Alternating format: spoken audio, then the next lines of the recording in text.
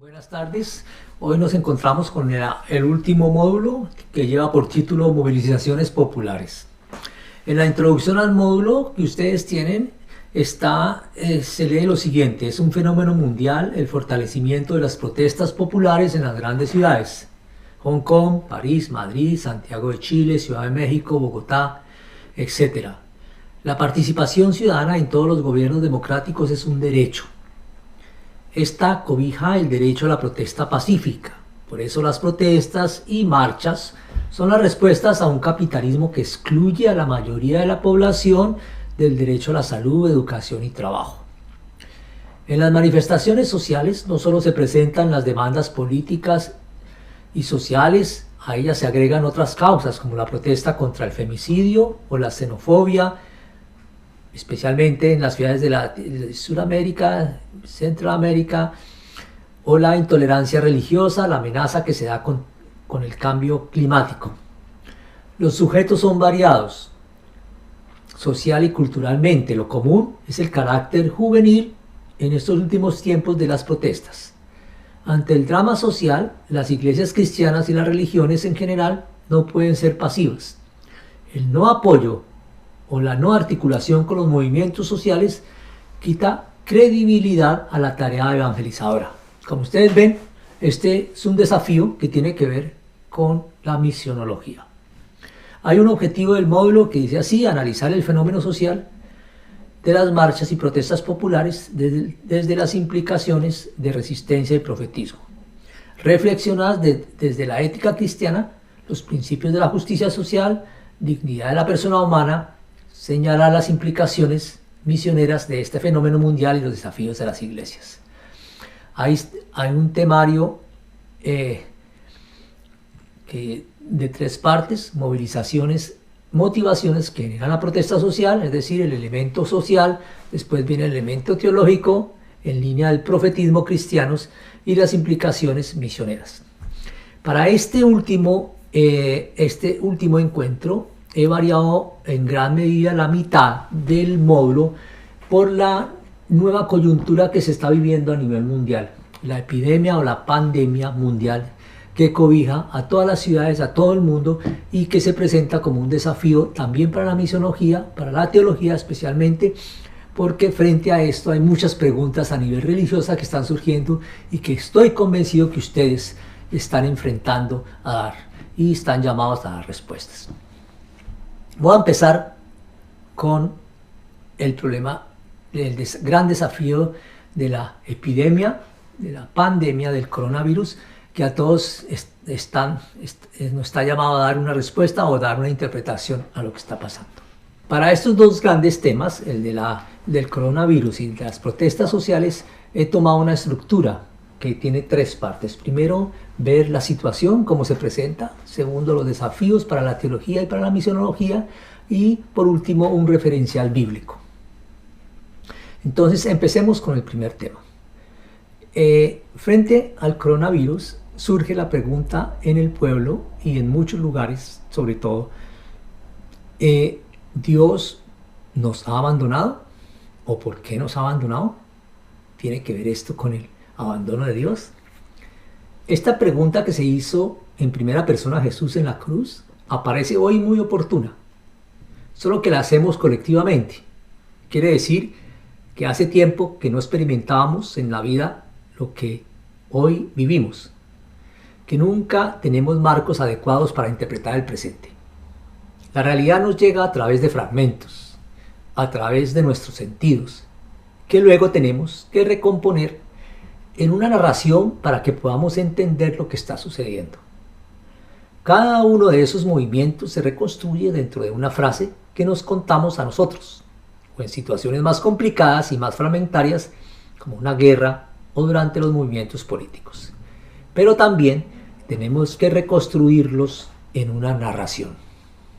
Somos una especie de la palabra. Somos una especie que necesita la narración para construir nuestras experiencias, imaginarias o no. Cuando no es suficiente las narraciones para entender lo que pasa, recurrimos al imaginario religioso. Con este imaginario hacemos un esfuerzo para entender lo que estamos viviendo. Estamos viviendo una situación que cuando se diseñó esta propuesta de la materia en misiología, desafíos de la misión, no la estábamos viviendo. La epidemia mundial que nos está afectando se presenta también como un tema que para muchos tiene implicaciones religiosas. Diría, el virus y la culpa podría llamarse. Dos palabras que vale la pena reflexionar. Desde el punto de vista de la conciencia humana y la razón, no existe una conexión entre una enfermedad y la religión. Creyentes como no creyentes se ven afectados por una enfermedad. Aún así, la cuestión de por qué las epidemias se confrontan con preguntas de culpa y explicaciones religiosas no se debe subestimar. Preferible recibir una explicación incorrecta que ninguna explicación. Preferible buscar culpables y chivos expiatorios que admitir la complejidad, porque las religiones tratan con preguntas sin respuestas y proporcionan imágenes e ideas para su procesamiento. Estos patrones de pensamiento son sutilmente efectivos. Esto se aplica incluso a si las personas ya no confían en las respuestas religiosas tradicionales. La religión es el consuelo al que recurren en primera instancia muchas personas que enfrentan una pandemia para la cual hasta ahora la ciencia y los gobiernos del mundo no han podido dar una respuesta satisfactoria. El temor al coronavirus ha acercado a mucha gente a la religión, ha acercado a mucha gente a la religión. Para muchos creyentes, incluso para quienes no profesan ninguna fe, últimamente puede parecer que el fin del mundo está cerca. Una creyente o un creyente evangélico diría, esto que estamos viviendo realmente te hace reevaluar todo. Mientras todos pasamos por un periodo de aislamiento, Dios está usando este momento para el bien. La narración del Apocalipsis es bastante antigua. Es una de las más antiguas que los humanos cuentan. En las tradiciones ancestrales religiosas, más allá del cristianismo, incluyendo el judaísmo, el islam y el budismo, es una narrativa común que surge en momentos de crisis sociales y políticas cuando la gente intenta procesar eventos impactantes. Por eso está de moda en este tiempo el relato del Apocalipsis.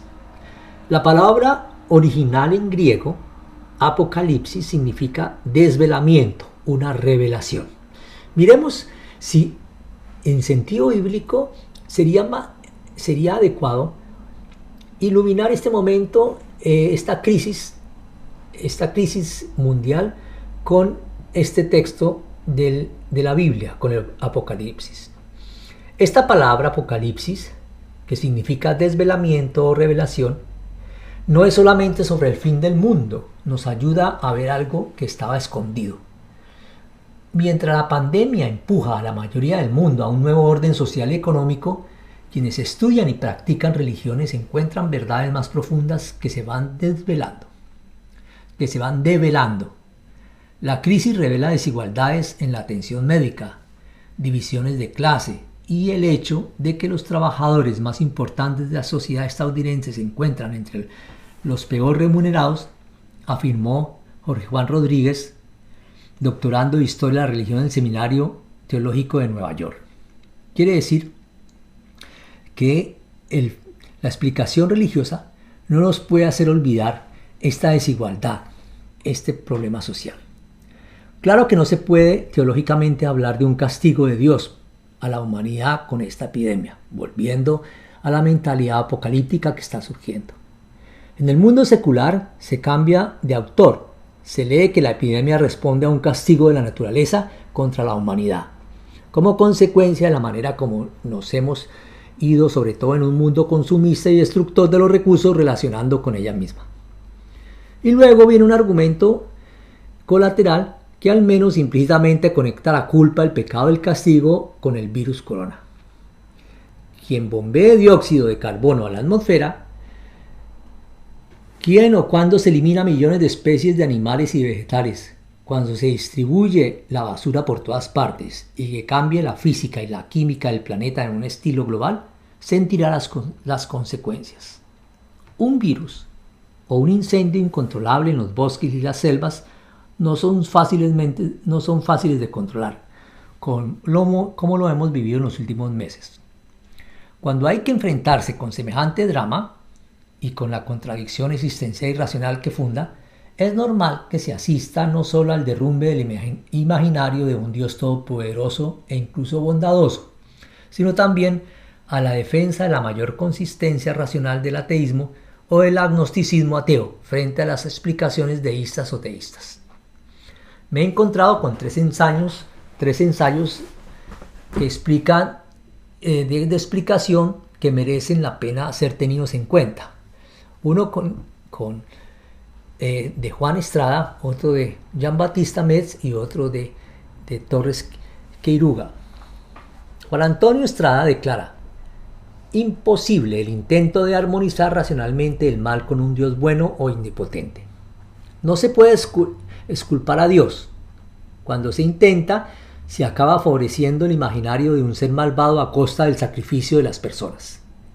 Es más sensato reconocer que el cristianismo, no teniendo la respuesta racional a este problema, habilita, sin embargo, para afrontarlo de manera coherente y lúcida, muy lejos de la indiferencia o la desesperanza.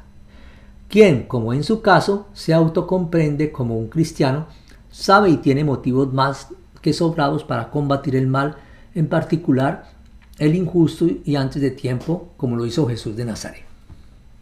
Sin dejar de reconocer el silencio en el que habitualmente nos adentra la petición de una respuesta congruente por parte de Epicuro, no hay que descuidar los gritos y las demandas de justicia que a pesar de todo siguen dirigiendo a Dios las víctimas.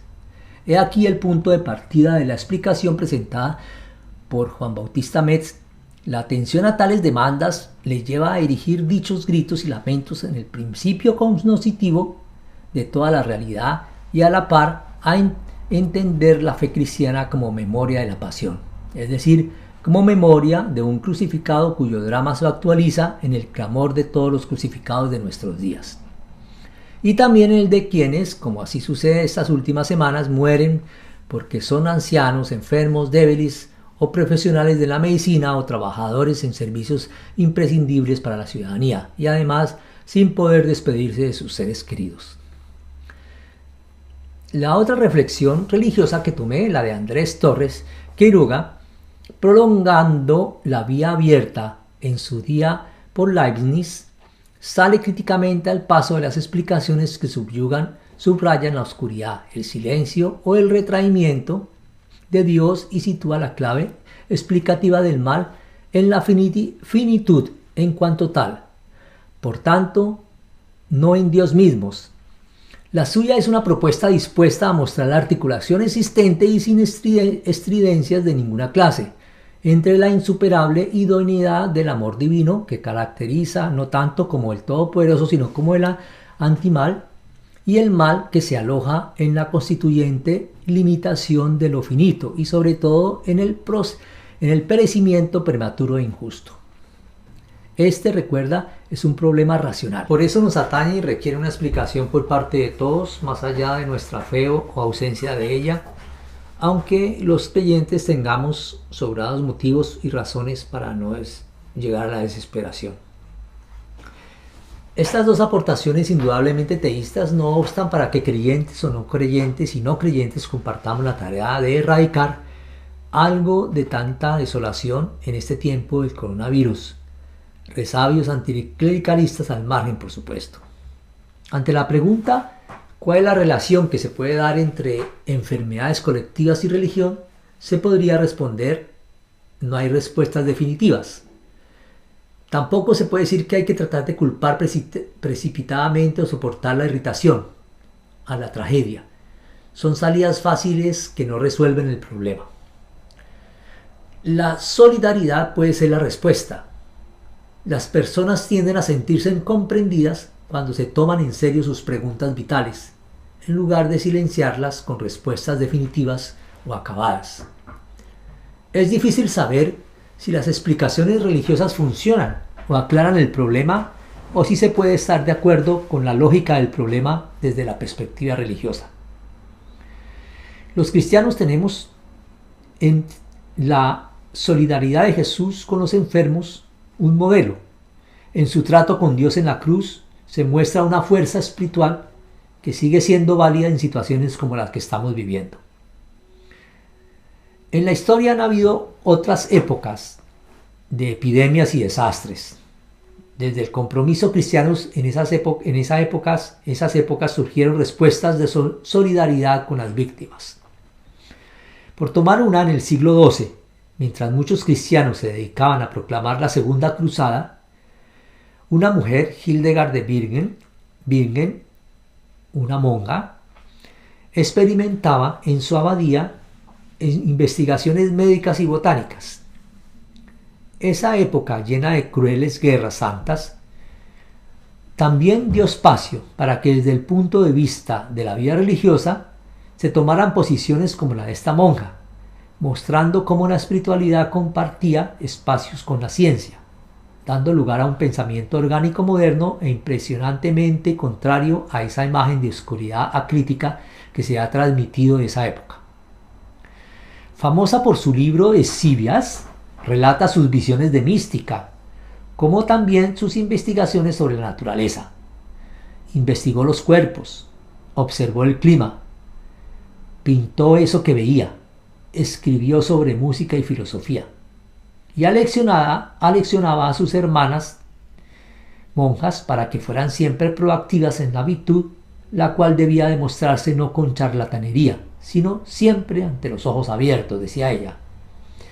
Entre los siglos II, XIII y XIV se multiplicaron figuras como la suya, que por estudiar la ciencia sin abandonar las creencias, no olvidemos que las monjas habían sido las fundadoras de los primeros hospitales del mundo, así como los trabajadores sociales de entonces, se vieron sobrecargados de responsabilidades, ya que tanto monarcas como papas les requerían para la terapia y la recomendación política. El siglo XIV, siglo de aforismos y peste negra, también fue un siglo de progresos. En la ciencia se popularizó incluso la dietética como medicina preventiva. En las universidades europeas se estudiaba la medicina junto a la hasta entonces hegemónica teología. Y las ciudades se transformaron en focos de cultura en las que el trabajo se controló más o menos horizontal y racionalmente con la ayuda de gremios y juramentos entre personas que ejercían las mismas profesiones. También hay figuras masculinas como el franciscano Corona de Aragón, que escribió en el siglo XIV su recomendación de crear una ciudad de los dolientes, en la que encerrar a vagos y maleantes, decía, y demás inútiles para el trabajo, viendo cómo Italia se esfuerza en contener la propagación del coronavirus, no resulta difícil imaginar esa ciudad desierta en la que el fraile medieval, tampoco franciscanamente, proponía aislar a los que no servían en la ciudad productiva. Una forma de comparar. Miremos ahora un texto bíblico que nos ayude a iluminar esta situación. Muchos dirán volver a leer Apocalipsis. Yo me sumo a la idea del teólogo español Juan González Faust, que escribió hace pocos días: quizás pueda ayudarnos ahora a una reflexión sobre el coronavirus desde el libro de Job, uno de los textos más impresionantes de la historia de la humanidad. Retomo algunas partes de su texto. Nos dice que el libro de Job es una especie de discusión sobre Dios. Entonces, más bien, bíblicamente creo que hay que no dar respuestas definitivas y decir que estamos en tiempos apocalípticos, sino más bien estamos en tiempos para discutir con Dios. Job sostiene que sus dolores son inmerecidos e injustos y por tanto o no son un castigo de Dios o es que Dios es injusto. Pero tras vindicar eso, Job no sabe qué hacer ni cómo explicar su sufrimiento, como sucede hoy con muchas personas.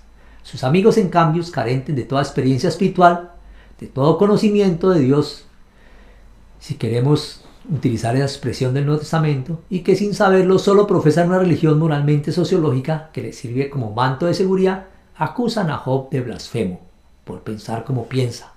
Le remiten a todo el misterio incomprensible de la creación y le obligan a reconocerse culpable.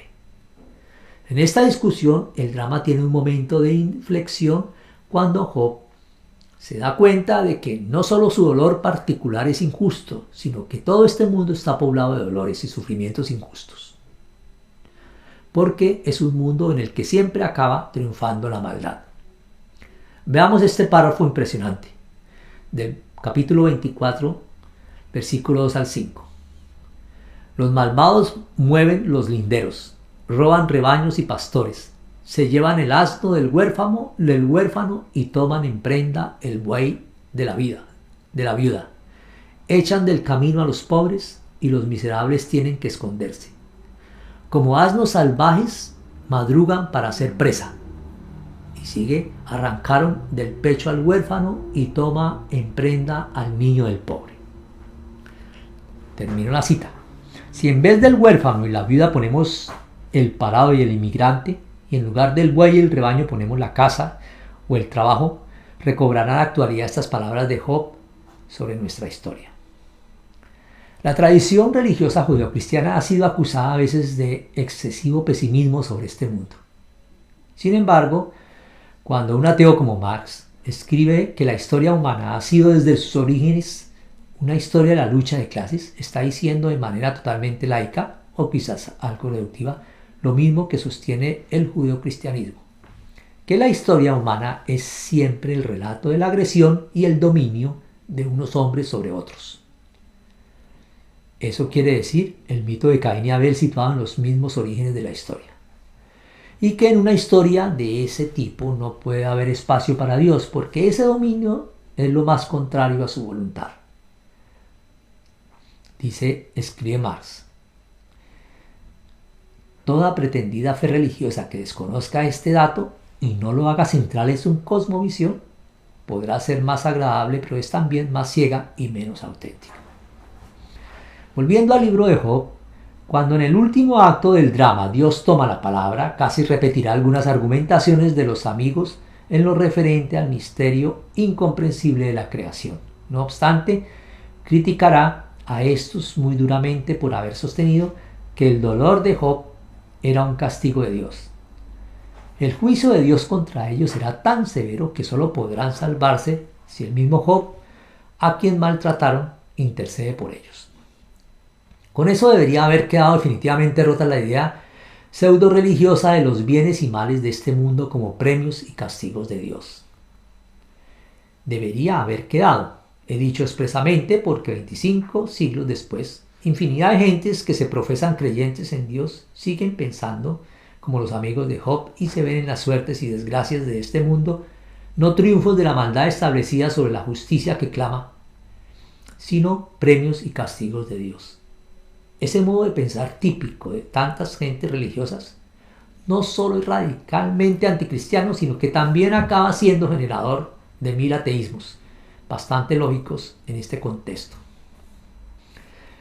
Valga como conclusión que, por escandaloso que sea el tema del mal a la hora de hablar de Dios, ese escándalo no puede explicarse haciendo del mal un castigo de Dios y del bienestar un premio de Dios. Desde ahí, el tema de Dios está mal planteado y falsificado como siempre. Vuelvo a la cita de Marx. El creyente en Dios podrá decir que se fía de Él a pesar del mal, pero nunca cree en Dios como explicación de los males de este mundo. Por eso, miremos que el coronavirus puede ser la estocada final para el crecimiento económico de América Latina y el Caribe. Mirando desde un poco esperanzador, que ya venía lastrando por el estallido social a finales del año pasado, del 2019, especialmente en Chile, y la bajada en el precio de los productos básicos, de los que muchos países del área siguen dependiendo en gran medida. La región cerrará el 2020 con una caída del PIB del 4.6% según la proyección hecha pública este domingo pasado por el Banco Mundial. La cifra está en la parte alta del rango previsto esta misma semana por el Banco Interamericano de Desarrollo, que prevé un desplome de entre 1,8 y el 5.5% y supondría el mayor batacazo económico de la región hasta alcanzar en el año 1961, como pasó entonces. Y esto da para que liguemos con el tema de las protestas sociales. Es decir, de esta epidemia nos va a quedar una crisis económica muy grande en todos los países. Y lo que vivimos en octubre pasado en Chile y en muchos países de América del Sur y en el mundo, vamos de pronto, después de salir de esta epidemia, van a resurgir protestas con más énfasis, protestas sociales. Como en las calles vimos en Chile en octubre pasado, han sido tomadas por ciudadanos que exigían un combate frontal contra la injusticia social desde el año pasado. ¿Cuánto influyó la crisis social que sacude Chile desde octubre del año pasado con masivas protestas contra el modelo económico de uno de los países más desiguales y que se vieron marcadas por graves hechos de violencia como saqueos e incendio de empresas?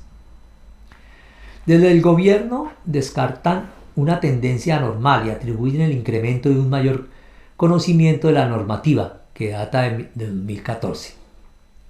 Desde mediados de octubre, cuando se desataron las protestas y se registran hechos inéditos como la quema de estación del metro, del tren subterráneo en la capital, las liquidaciones crecieron en un 18% en términos interanuales. El nexo con las protestas despierta opiniones encontradas. Un catedrático de la Universidad Católica, Juan Goldenberg, cree que si bien hay un aumento, este no es abrumador ni demostrativo de una mayor utilización de los procedimientos concursales de liquidación. En tanto, el economista Tomás Flores plantea que el alza considerable se debe a la caída de las ventas y a la quiebra en la cadena logística de las empresas. Y así hay muchas interpretaciones. La semana pasada las protestas siguieron a pesar de la epidemia. Además, hay una reacción.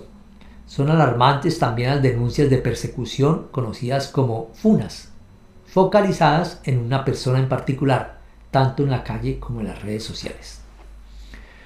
Y pasando a otros lugares, por ejemplo en Colombia, las protestas empezaron más tarde y profundizaron la brecha entre el gobierno y los jóvenes. Entre el 20 de marzo y el 4 de abril, 12 mujeres fueron asesinadas en Colombia. En lo que va del 2020, en un país andino han sido asesinadas 37 mujeres, que durante los días de aislamiento, al tener a los victimarios en casa, las llamadas de auxilio se han incrementado un 79%. Durante el aislamiento obligatorio, fruto de esta pandemia, la Fiscalía ha recibido más de 600 llamadas, de las cuales 132 han sido denunciadas de violencia intrafamiliar y 55 de violencia sexual. De entre los grandes países del área, el mayor golpe lo encajarán México y Ecuador, seguidos de Argentina, Brasil. La dentellada será notablemente menos en Chile y en Colombia. República Dominicana y Guyana serán las dos únicas economías latinoamericanas que escaparán de las garras de la recesión. Y así sucesivamente. También en Ecuador, la mecha se prendió por el encarecimiento del combustible. Recordemos, el año pasado. ¿Es la desigualdad el único causante de estas movilizaciones? Nos preguntamos. ¿Quién está detrás de las protestas en Latinoamérica? Son las clases medias y medias bajas, no los más pobres. Son personas que se sienten excluidas del futuro.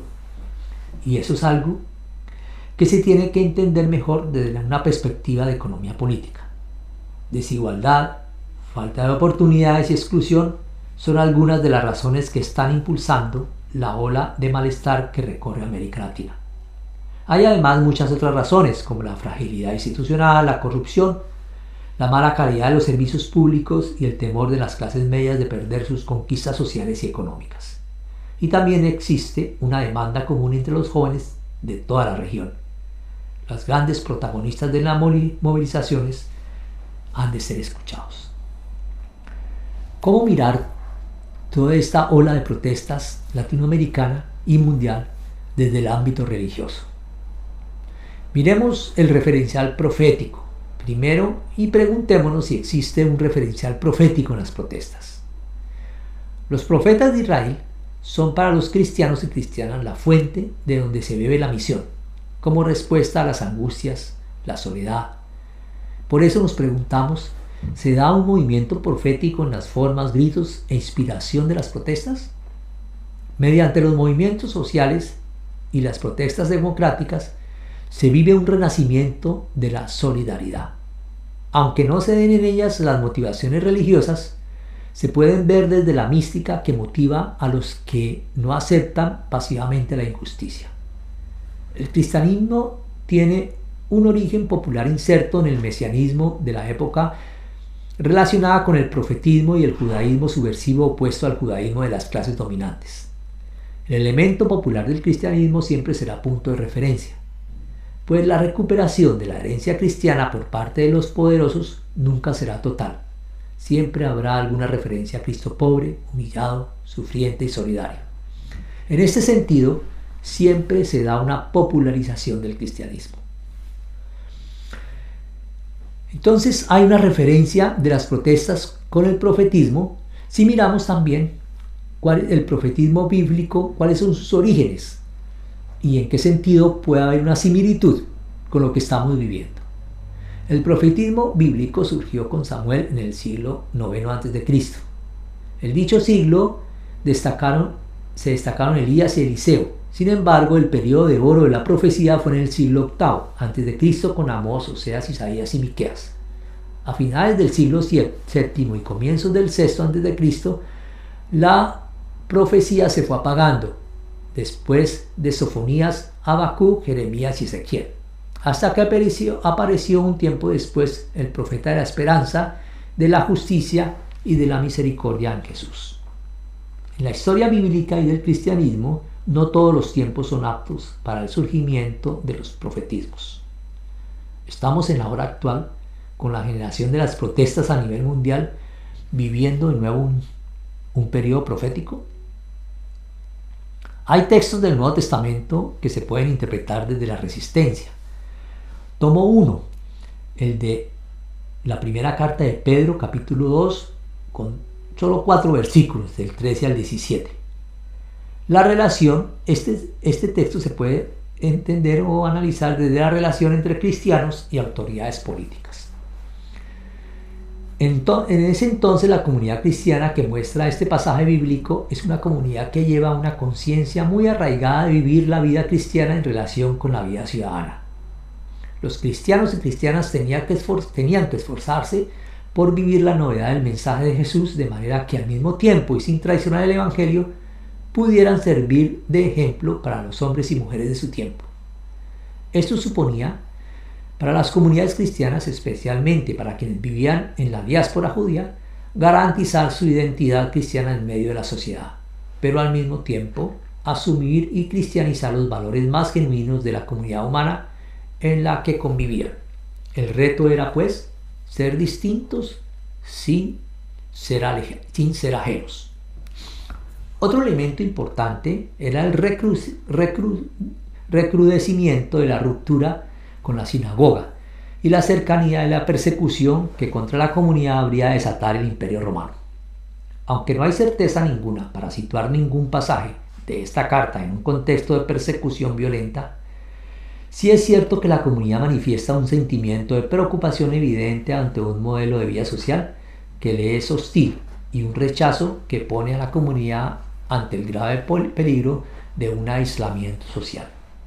Esta situación plantea para las comunidades problemas como qué hacer para diferenciarse que, amparados en una ideología determinada, promovían la anarquía o la rebelión, cómo mostrar que la fuerza subversiva de la vida cristiana no radica necesariamente en un enfrentamiento contra las autoridades por el mismo hecho de ser autoridades, sino en la posibilidad de fomentar desde dentro de las estructuras sociales de manera que se diera cada vez mayor espacio a la novedad personal y social que el reino venía a traer. Otra consecuencia era el desánimo y la tristeza que parecía cundir con fuerza en las filas de los seguidores de Jesucristo en ese entonces. ¿Qué hacer para animar y consolar, para apoyar a quienes se sentían solos, enfrentados a un poder aparentemente más fuerte que el de ellos? ¿Cómo resaltar el mensaje esperanzador del Evangelio en medio de conflictos que no hacían más que arrancar la esperanza del corazón de los creyentes? ¿Cómo enfrentar las críticas de los paganos sin que la entereza de las comunidades se sintiera minada o disminuida? Estas preguntas las podemos hacer hoy, cuando vemos las manifestaciones, cuando participamos en ellas. El texto de la carta de Pedro que mencioné muestra que la comunidad enfrenta uno de los problemas más acuciantes para los cristianos que vivían en círculos no palestinos, en medio de un ambiente con una ideología estatal muy marcada. Era el problema de la relación entre los creyentes y las autoridades civiles y políticas. Se preguntaban concretamente: ¿deben los cristianos renacidos a la libertad por el bautismo someterse a las autoridades civiles? ¿El hecho de ser ciudadano del cielo los exime de toda responsabilidad frente a la sociedad y a los poderes constituidos? ¿Le es lícito a los cristianos participar en movimientos revolucionarios violentos? ¿Le es lícito a las comunidades cristianas participar en las protestas? ¿Hasta qué punto la difusión del Evangelio debe llevar al cristiano a amoldarse a los valores del mundo, con tal de que el Evangelio sea anunciado sin peligro ni temor? A estas preguntas trata de responder el autor de la primera carta de Pedro cuando, al ilustrar en su catálogo de deberes cuál debe ser el bien obrar que caracteriza a los cristianos, enfrenta el problema de la relación entre cristianos y autoridades civiles. Si leemos el texto bíblico, podría parecer como reaccionario. Podría parecer como que se invitara a una resignación de las comunidades y al sometimiento a las autoridades. Solo que hay que tener en cuenta las traducciones. Por ejemplo, el verbo hipostazo se tradujo al castellano con el verbo someterse. Da la impresión de someterse a las autoridades con un conformismo ciego, de pasividad. Sin embargo, el uso griego del verbo hace alusión a una subordinación voluntaria y está relacionada con su uso con la idea de orden. La invitación entonces a someterse corresponde al ideal ético del mundo helenístico, en el que cada quien debe estar en su lugar conforme al papel que le ha establecido Dios. Ese verbo no puede ser interpretado entonces como conformismo. Se alejaría de la mentalidad del autor. Ese no rebelarse contra, que dice el texto, se entiende en sentido de estar apartado de. El verbo hipostazo es una invitación a participar, a ocupar el propio lugar, no a someterse ciegamente a nadie ni a nada. Esta idea se refuerza con el hecho de la descripción que se presenta sobre el papel ideal de las autoridades más adelante en el capítulo 2 y los versículos 13 al 14. Ahí dice: ese de manera legítima. Implica que el hipostase es un pedido hacia las autoridades, a unas autoridades que saben cuál es su deber y lo cumplen. Esta justificación de la carta está ligada a la ideología estatal del tiempo, que es el gobernador como un repartidor de justicia individual. Podría muy bien extenderse a nuestro tiempo, por ejemplo, el respeto de los gobernadores a los derechos individuales de los ciudadanos como ideal. Estamos ante un texto de resistencia a la pregunta que nos hacemos: ¿y si este texto nos sirve para iluminar la participación de los cristianos en las protestas o para iluminar la posición de los cristianos y cristianas frente a las protestas sociales? ¿Es un texto de resistencia? Una razón para afirmar que sí, o otra razón para afirmar que sí, después de mirar las palabras griegas que está detrás de la traducción, es la mención de la libertad que en la misma carta de Pedro, en el capítulo 2 y versículo 16, aparece. No puede hipostazo traducirse como sometimiento ciego, si el autor inmediatamente después invita a ser libres delante de todo poder. Sometimiento y libertad. Entonces, no se trata de un sometimiento ciego, afirmando que solamente somos esclavos de Dios. La aparente contradicción entre someterse y ser libres indica que el autor está hablando de una posición de los cristianos ante el Estado y las autoridades que nada tiene que ver con una obediencia ciega u opresión aceptada sumisamente, sino participación leal y crítica, a la vez respetuosa, libre y exigente. Como ven, la Biblia nos puede iluminar estos dos momentos que estamos viviendo. no desde el Apocalipsis leer la pandemia esta, sino desde el libro de Job, que creo que nos da más luces, y mirar las comunidades cristianas, en concreto la de Pedro, frente a las revueltas sociales. Como vemos, no se trata de tomar un liderazgo porque sí. Habrán líderes cristianos que lo tomen. Se trata de iluminar cuál es la participación activa de los cristianos frente a las protestas. Muchas gracias.